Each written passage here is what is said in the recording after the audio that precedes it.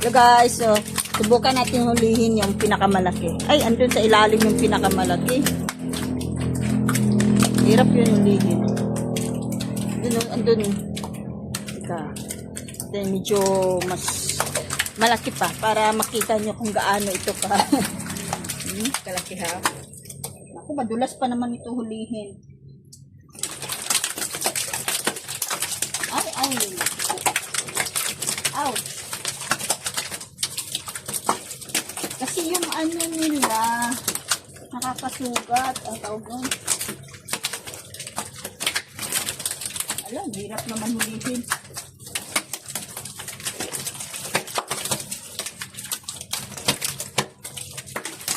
Ay, ba't di ako makahuli?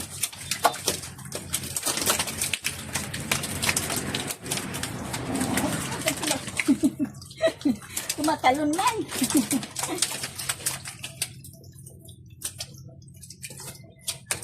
Ay, naku, huwag rin tumalon. So, oh. Up. Siguro nasa ano na ito. Nasa kalahating kilo. Simple lang ito alagaan, wala itong problema. After one, ay yung fingerlings, yung maliliit pa sila, kailangan nila ng commercial feeds. Pero pag malaki na, pwede na mga prutas. Kumakain nga sila ng kanin eh. Tapos paborito nilang kainin yung tinapay, lalo na yung pandesal. Yung leftover namin, gusto nila. Ano? Madulas ito hawakan. Paano tawag dito? Ito? Kasugat. Masarap ito ihawin. I-barbecue. So, kailangan mainit mo pa siyang kainin. Mas masarap siya pag mainit. Pero pag malamig na, medyo ano na siya, hindi na siya malambot, parang matigas. Ano? Ay, naku, tatalon to. Tatalon niya. Ayan. Lagyan ko na sila ng tubig.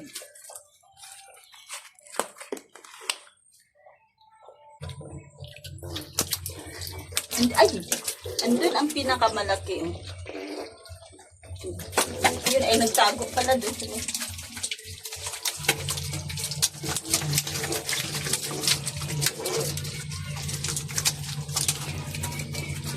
Sobrang ganda. Itong busog-busog to. Malaking tiyan, no? Hindi ako marunong tumingin kung babae o lalaki.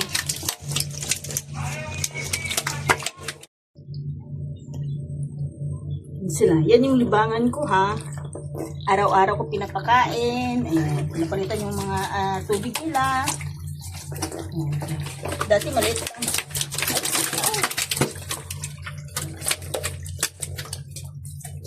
Andun yung pinakamalaki nasa loob.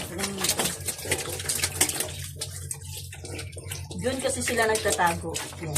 Kaya nilagyan nila ng ano. Kaya may narinig kayo. Kasi may sounds sila.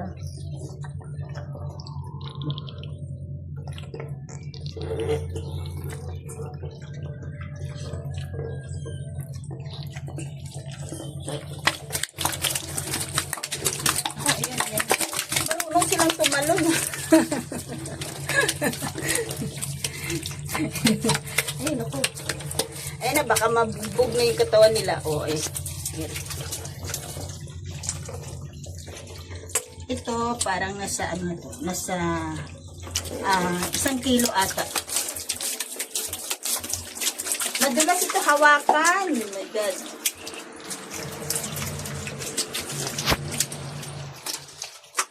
Doon sila nagsiksikan. Marami pong salamat sa papanood. Ito po ang aking mga hito. Ayan.